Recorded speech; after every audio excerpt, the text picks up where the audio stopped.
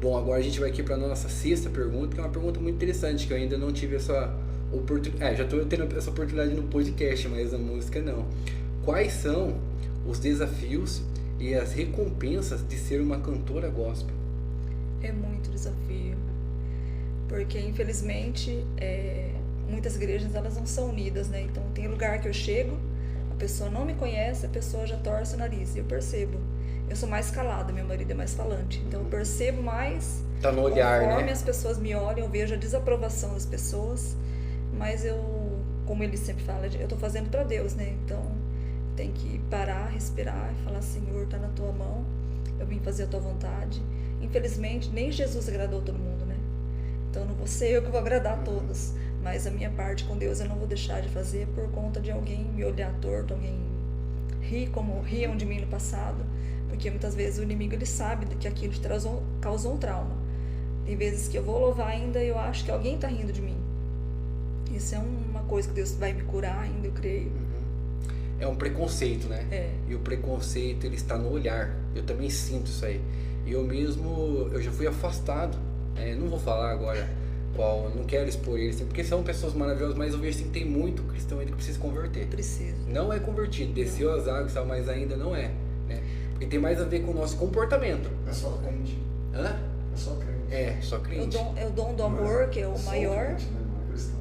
Não é cristão. Porque o dom do amor é você olhar uma pessoa, você não vai julgar ela, você vai amar como Cristo amou. E acolher. É. E não existe acolhimento. Não. Isso que eu fico indignado, né? Eu mesmo sofri preconceito por causa da barba, né? E assim, é uma coisa difícil pra mim, porque a pessoa acha assim, é uma coisa, não é. Eu realmente, se eu fizer os pelos no meu encravo, eu não consigo, né, ficar sem barba, né? Naquela época, será que tinha pastor barba, né? Não tinha pastor barba.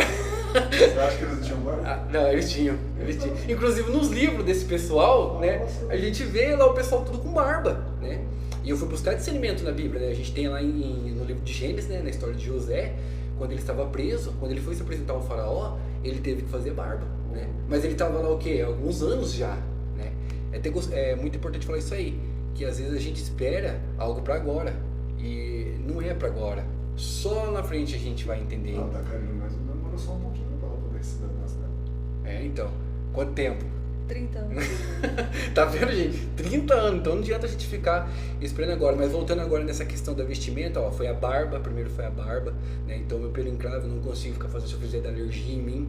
Roupa, também eu sou branco, então eu tenho muito problema com calor. Eu sinto muito calor. Então eu não consigo eu ficar de social, eu sou muito mesmo, né?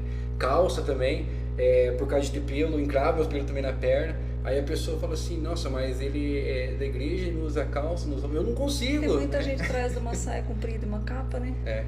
E na verdade não vive, na questão do comportamento, do acolhimento, não adianta nada. Inclusive a gente também tem algumas partes na Bíblia assim que acontece algo muito difícil, muito doloroso, eles rasgam as suas vestes, né? Isso representa também, né? Que realmente elas não é importante, né? Não é só isso. E fora outros preconceitos que a gente vive também, e é muito ruim isso vindo de cristão, né, que são os nossos irmãos, e que acaba afastando. A gente ainda teve ali, né, o discernimento, né, através da palavra, né, conseguiu suportar isso, mas tem gente que não suporta, e a gente perde uma alma. Então, ao invés de você resgatar uma alma, você está afastando. Isso é muito ruim, né? E isso cobra, uma hora ou outra vai cobrar de você, né? Então tome cuidado, gente. Eu tenho um testemunho que eu queria falar aqui também. Eu conheço um menino, né? Eu até falei já isso aí no outro podcast, mas é interessante falar aqui também. Ele é pobre, né? A gente entra um pouco agora no pressuposto da filosofia e da arte. O que é belo, né? E o que é feio. Então a gente tem alguns padrões de beleza hoje em dia, né? E esse menino, assim, entre as, digamos, né? Ele mesmo, coitado, ele se intitula, ele tem uma autoestima muito baixa. Ele mesmo fala que ele é feio. Por conta da aparência dele, ele não consegue emprego. E por conta dele não conseguir emprego, ele não consegue comprar uma roupa legal, adequada, que é o padrão da sociedade. Sabe o que aconteceu com ele? Ele foi no culto e chamaram a polícia pra ele, cara. Meu Deus. Chamaram a polícia pra ele. Olha o ponto que chega. Que judiação. Quando ele me contou isso, eu chorei. Né? Eu cheguei a chorar, gente. Mas essa igreja aqui? Eu não sei onde que era, se era aqui na minha cidade, né? Eu não me lembro. Isso é um absurdo. Que igreja que é essa? É um absurdo. É uma estigmatização, né? Jesus veio para os humildes, os pobres, os necessitados, daí como é que vai fazer bondade? Jesus chegou de jegue. Então, Jesus muitas vezes ele se põe dentro de um espírito santo numa vida de uma pessoa dessa com um ser humano. E aí ele vem como este jovem, ou como andar ali na rua. E através dele, ele vai na porta da casa de alguém pedindo para ele comida. Ou vai pedir numa esquina, ele está pedindo para ver até quanto você demonstra amor por ele usando a vida daquela pessoa. Porque o corpo é templo do Espírito Santo. Olha como Deus é maravilhoso. Nesse dia aí ele estava pedindo comida. Meu Deus. Ele estava pedindo 10 dias. Eu sou meu amigo Ted, né? Vamos dar um abraço pro Ted também. Ele está criando um podcast de humor. Vai ser um podcast engraçado, né? Mais nessa área de humor. É um menino também que é cristão. E esse menino aí, olha só, era pra mim ir lá. Porque eu tinha que ir embora da minha casa, né? Aí eu acabei parando ali pra almoçar junto com eles, né? Eu tava sem colher, porque você tem colher aí? Tem. Almoçamos tudo junto. Aí o Ted acabou pegando uma marmita pra ele e tal. E olha, era pra mim ir lá, porque eu enxerguei esse menino, eu vi um talento, um moleque engraçado naturalmente. Falei, por que você não leva ele pro podcast? Coloca ele como se fosse um player 2. Pronto, achamos e é designado. É um menino designado pra isso mesmo que você falou, né? E ele é muito engraçado. Eu vi que ele deve ter um TDAH, porque ele não conseguiu memorizar meu nome. Ele chamou de Roberto, chamou de Bruno, de Ronaldo, não chamou de Rodrigo. Ele é muito engraçado, tadinho, né? Mas devido a esse transtorno, né, que ele tem e tal, mas assim, a inclusão social, né? Através, falta de amor.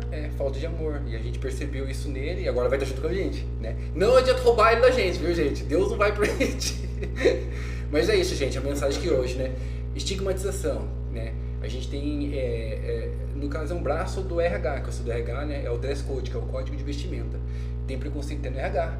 Se você não for bem vestido numa entrevista de emprego, é perigoso a pessoa não te contratar. E é uma coisa que eu quero falar no meu TCC. Será que a gente consegue observar através... Eu sei que a gente se comunica com a roupa, mas será que eu não estou deixando aquela pessoa de lado? Eu não conseguiria desenvolvê-la e através de uma vaga de emprego ele consegue ser capacitado? Então fica esse questionamento para vocês aí sobre a estigmatização que acaba levando ao preconceito.